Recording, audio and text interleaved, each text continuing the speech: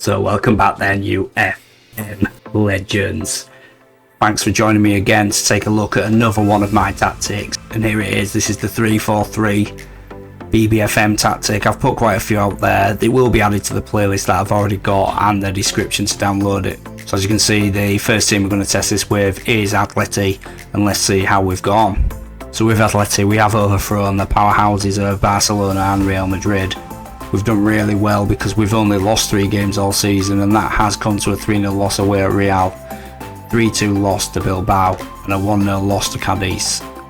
We also only drew 6 games, but we did score 99 goals across the season, scoring more than anybody else, and we conceded 35 with a goal difference of plus 64, winning the league on 93 points. Our main striker's done well. Alvaro Morata, he scored 25 goals for us.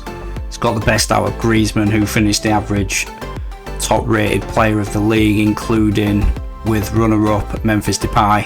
Thomas Lemar got the most assists, with Depay only one behind Karim Benzema in the Man of the Match awards, and clean sheets at 18 for Jan Oblak, also very, very decent. And the second team I'll test it with, Feyenoord.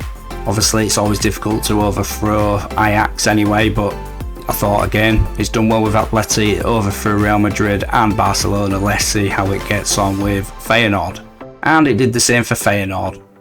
They did really well. They only lost 2 games and only drew 2 all season. The 2 losses came to a 3-0 loss against Ajax and a 2-0 loss against AZ. And the 2 draws were a 0-0 with FC20 and a 0-0 with Sparta Rotterdam, meaning they won 30 out of the 34 games they did play this season, scoring a massive 91 goals, only conceding 21 all season, with a plus goal difference of 70, winning the league on 92 points quite convincingly. And similar results with the striker as well. Danilo Pereira, he scored 24. We also had the top 3 highest average rated players. Koku got up there with the assists, getting 10. Piero was the most man of the match awards across the season with 8. And our keeper also got 17 clean sheets. And our final test was to test it with an underdog, and this underdog we chose was Southampton. They have got a media prediction of finishing 17th in the league, and I'm sure many of you have seen them get relegated, but they are always there and thereabouts the bottom in the first few seasons. But it doesn't stop this tactic. This has really helped Southampton. They've finished 5th in the Premier League in the first season. This is making no changes. This is literally just plugging and playing. We've put in the tactic, we've asked the assistant to play it and use it at all times, and literally gone on holiday until the end of the season, and these are the results this tactic has produced. And here again with Southampton, scoring the most goals in the Premier League with 87, only conceding 46, with a goal difference of plus 41, and 75 points for Southampton is very, very good. They only lost 7 games in the Premier League. It is probably the most tough division out of all, and that is brilliant. They've got themselves European football and only 4 points off Champions League football. Done really, really well. All 6 done well. He's got 21 goals, just behind Erling Haaland on 32, but you know, Erling Haaland smashes everyone out of the park all the time, but there he is, second top goal scorer. The assists have done really well for Southampton, as Walker Peters and Ward-Prowse on 17 and 13. Man of the Match awards have done well because Che Adams has got himself 7, only 1 behind Bruno Fernandes, who won it on 8. So this tactic works with some of the top teams and the underdogs as well, so definitely want to try out. But let's get into it first and have a look at those tactic instructions. And here's the tactic.